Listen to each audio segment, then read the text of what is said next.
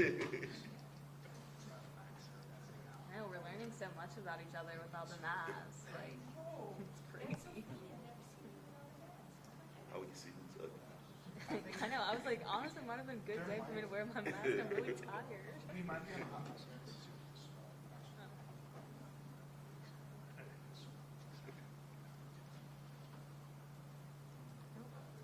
so y'all know, I told you, I think the stations can't save them all. Boy. Too bad, though. I think we'll regret it. I hate them research. We'll regret it.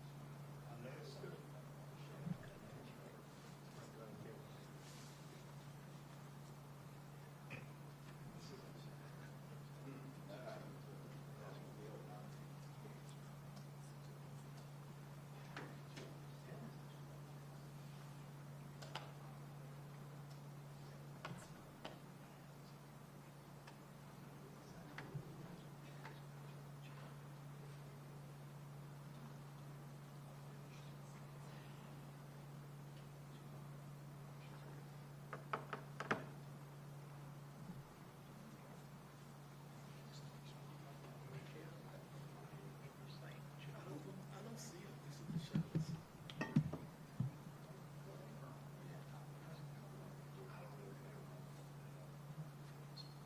I think we're good, yeah. I just put out the because they interpret it gonna be in there, so.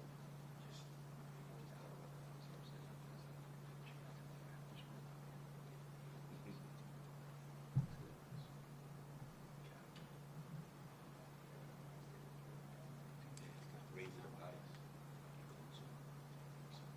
Those mics at the end, so those are really cool.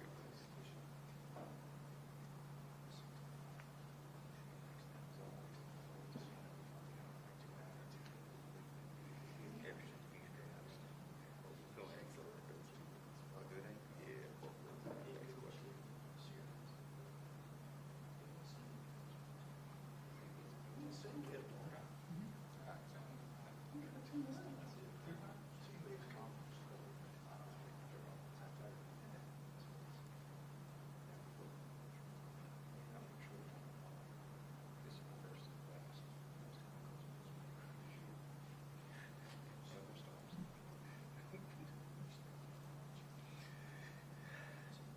Anytime this is- They're on their way in, guys.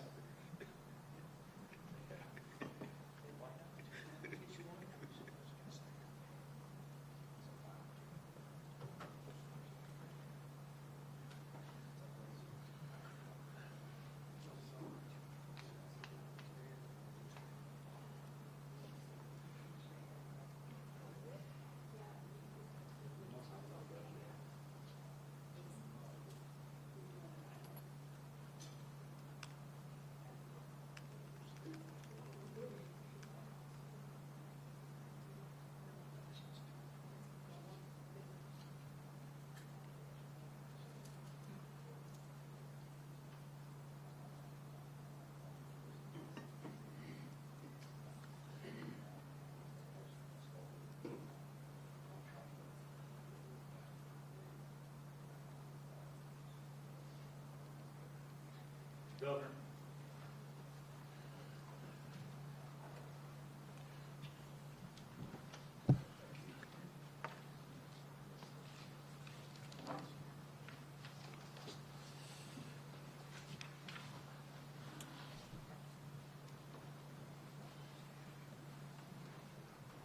Good afternoon, everyone, and thank you for covering this press conference. We certainly didn't intend to call it, but Mother Nature doesn't always cooperate, as we're well aware by now.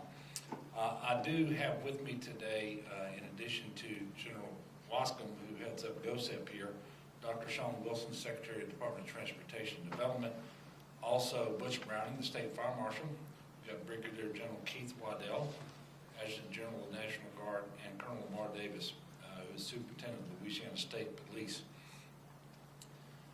Obviously, we are having this press conference because of the weather that we've experienced across South Louisiana over the last 24 hours plus. Yesterday afternoon, I did declare a statewide state of emergency because of the severe weather. As you know, today we closed state offices in 4 parishes, those being Calcasieu, East Baton Rouge, Iberville, and Ascension. If there are going to be additional closures tomorrow, we'll make that announcement later this afternoon. As you all may be aware, some parts of Lake Charles received up to 15 inches of rain in localized areas, which caused, and by the way, this fell over just 8 to 10 hours, an extreme amount of rain that caused extensive street flooding, and we know that many residences and businesses were flooded as well. And for the people in Southwest Louisiana who've been adversely affected by this weather event, our hearts are truly breaking. I'm sorry that you are having to deal with this again. It was just a couple of weeks ago that President Biden was in Lake Charles to discuss infrastructure and hurricane recovery. And here we are with another natural disaster that has set back those recovery efforts and caused damages, quite frankly, in places that were not damaged by Hurricane Laura or Delta. I have been in frequent contact with Mayor Nick Hunter, and we continue to coordinate to ensure that all requests for assistance are being met. And of course, here at GOSEP, we're talking to all the parishes around the state routinely, and that includes Calcasieu Parish and the folks there at their emergency operations center. I'm doing the same thing here in East Baton Rouge with Mayor Sharon Weston Broom. Areas from Baton Rouge to Gonzales appear to be the most impacted in southeast Louisiana, with upwards of 13 inches of rain that caused extensive flooding in that area. We know that that flooding extended for a big part of the river parishes as well. A lot of folks have been making comparisons already to 2016, especially the August flood. And obviously, anytime you have severe flooding of this nature, that I think there are comparisons to be made. This time, though, we've had breaks in the rain that we didn't have before.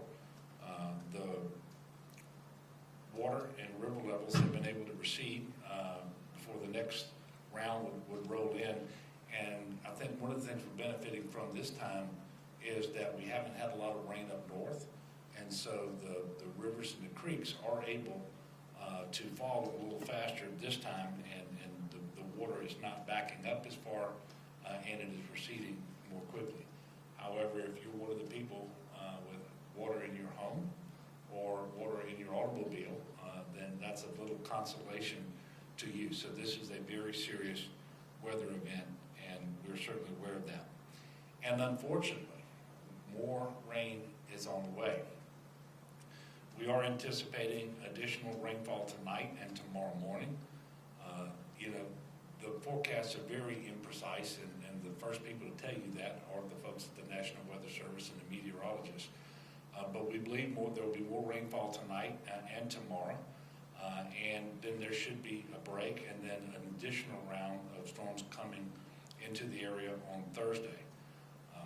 But the situation remains fluid. These forecasts cannot be precise, so it is extremely important that everyone pay attention to your local authorities, watch the news, make sure that you're looking at at the Weather Channel, and then if alerts come across for flash flooding, whether it's a watch or a warning, please make sure that you heed those. While we hope that the worst of this rainfall is behind us, we can't be sure of that. And because the ground is already saturated and the rivers and creeks are high already, it doesn't take as much new rainfall to have a very serious impact with respect to more street flooding and flooding of homes and businesses. Unfortunately, there have been some fatalities, and the investigations are not complete, but this is what we know. There was an incident in West Baton Rouge Parish last night involving a submerged vehicle. It appears that one of those individuals is deceased, another was injured, and yet another is missing. And again, that investigation continues. There's also been reports that we're working to confirm that a body has been found in a flooded vehicle in Baton Rouge on Bluebonnet Boulevard. And obviously that investigation continues as well. And then there are up to 2 additional deaths in Baton Rouge that may be linked to power outages. So altogether, that's 4 deaths, 1 person injured, 1 person missing, and all of that remains under investigation. And we do not have a report from a coroner linking any of the deaths to the flood event, but that may be forthcoming. So with what I just said, that should be a good reminder to everybody to please monitor the situation and then follow all of the guidance that you're given, whether it's from local officials or from the warnings, the flash flood warnings and watches. And the worst place you can be in a flash flood is in your vehicle on the street. And it is very dangerous, and you should certainly never drive through water if you're not 100% sure that it's safe to do so, especially at night, because a flooded roadway is such that you don't know where the road is and where the ditches are, and the ditches are always going to be deeper, and this is extremely dangerous. And so please stay off the road when these warnings go out, unless it is absolutely necessary for you to get out, and that should be some sort of an emergency. There are currently 10 weather-related road closures in the state. This number is frequently changing, and we've had a break thus far today, and so the situation is improving. Most notably on I-10 between Segan and Highland Road here in East Baton Rouge Parish, it remains closed in both directions because of flooding, although the state police and DOTD are working now to see whether they can open 2 lanes of travel through that stretch. But until that gets open, they're going to be diverting traffic onto US 61, Airline Highway. Please visit 511la.org for real-time information on road closures and road conditions. That's the best place to go. That's 511la.org. It'll tell you exactly which roads are closed, which ones are open, and when there's a change in the status of a particular road, that'll be reflected there as well. There have been a number of search and rescue missions that have been undertaken in the last 24 hours, and I have the numbers from the state agencies. There are many more than this that have been performed locally, primarily in the Lake Charles and in the Baton Rouge areas. But I can tell you that in Lake Charles, the Wildlife and Fisheries rescued 110 people and 15 pets. In Lake Charles, the State Fire Marshal's Office rescued 78 people and 5 pets, and they rescued an additional 8 individuals in Baton Rouge. And in Lake Charles, the Louisiana National Guard rescued 19 people and 2 pets. When it comes to shelters, we're encouraging everyone to pay attention to your parish Office of Emergency Preparedness. They will be making announcements. We don't have any state-run shelters. And there were only 2 shelters in operation earlier today, one at Trinity Baptist Church in Lake Charles, and as of about noon today, I think there were 120 or so individuals there. That shelter was depopulating. We'll see what the situation is later today. And then here in Baton Rouge, the mayor set up shelter at the airport for individuals, and there were about 30 individuals there.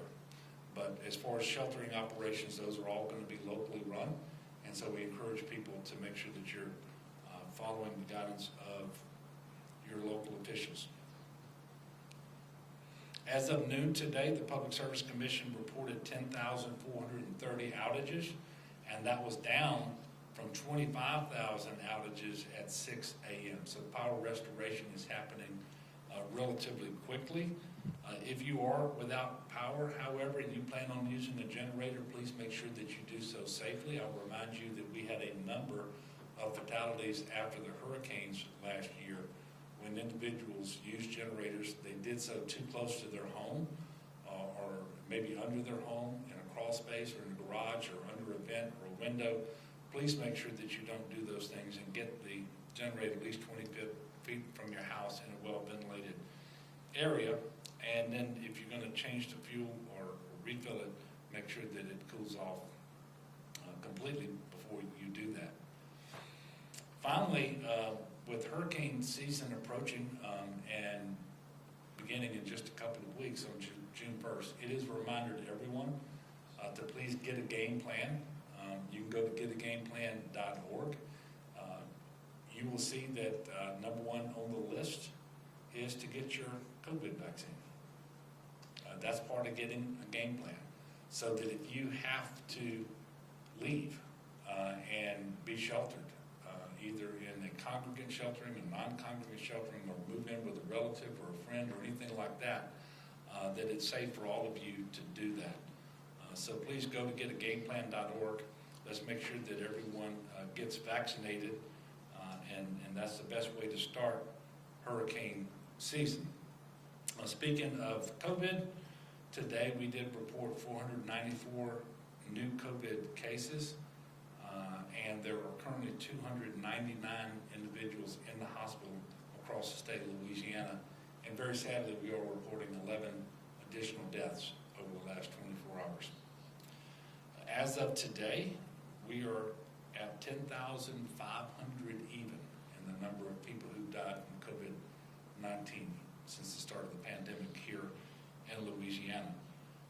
And I know that people don't necessarily want to think about COVID or vaccinations when your house is being flooded or you're worried that more rain is coming and so forth, but it is extremely important that we do that.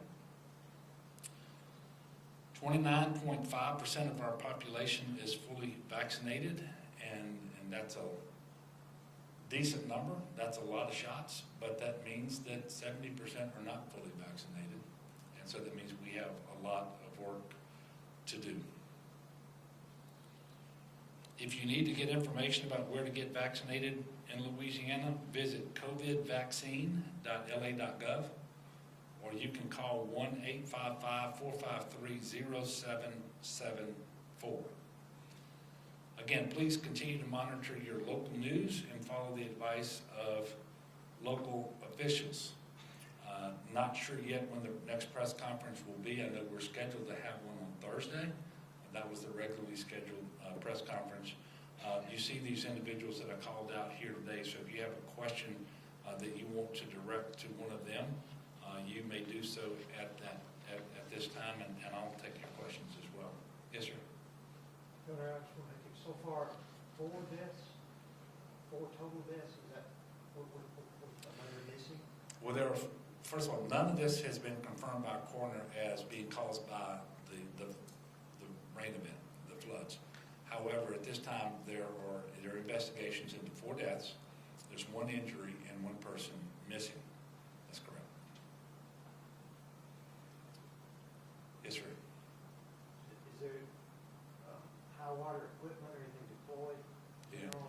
Yeah, there certainly is, and I'll, by the way, it's all over the state, and I'll let General Waddell come up and tell you how his forces are arrayed. I did authorize him yesterday to go to 250 in terms of the number of National Guardsmen activated for this particular incident. Overnight, I think he pulled the trigger on 114 of those individuals. Of course, that could have changed since your briefing this morning. Go ahead.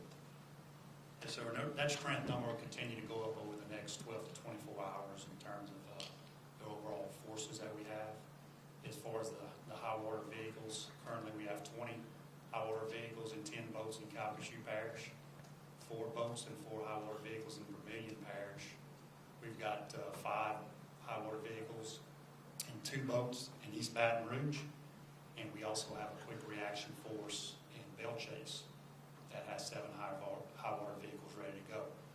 Please note that we'll continue to increase the number of high water vehicles that we have. We're hoping to get to 20 for East Baton Rouge by the end of the evening, and as we get more requests that come in through Web EOC, we'll continue to do our best to support that. And I'm sorry, you said you ramped up deployed how many? 250 or, I'm sorry. Right now, as of last night, we had 114. So the next time we do our report, the numbers will go up, and the governor has authorized us to go to 250, and certainly if we need to go beyond that, I'll go back to the governor for his permission.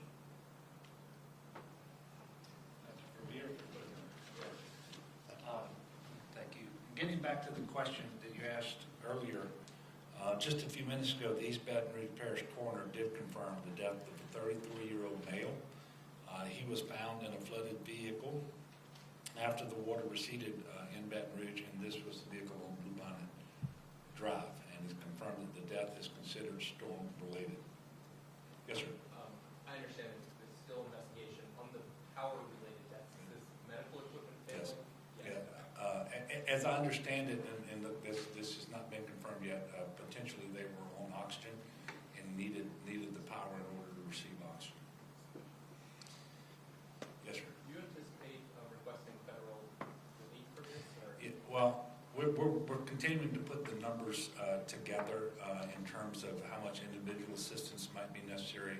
The public assistance has been relatively limited thus far. And there's really not a lot of public assistance that's required that we can't provide for ourselves. And the first thing you have to state in that request for a federal declaration is that the disaster is such that you don't have the personnel or the equipment necessary to fully respond. At this point, we don't think that's going to be the case on the public assistance side. We are putting information out to the parishes so that individuals can go online and tell us about their damages to their homes. And the individual assistance may be a different story altogether. And so we're going to be putting that together over the next several days. And quite frankly, the event isn't over because we have more rain coming today and tonight, and then again tomorrow, and through Thursday. So we have to be very careful about that. And I want to remind people that it isn't just Baton Rouge and Lake Charles.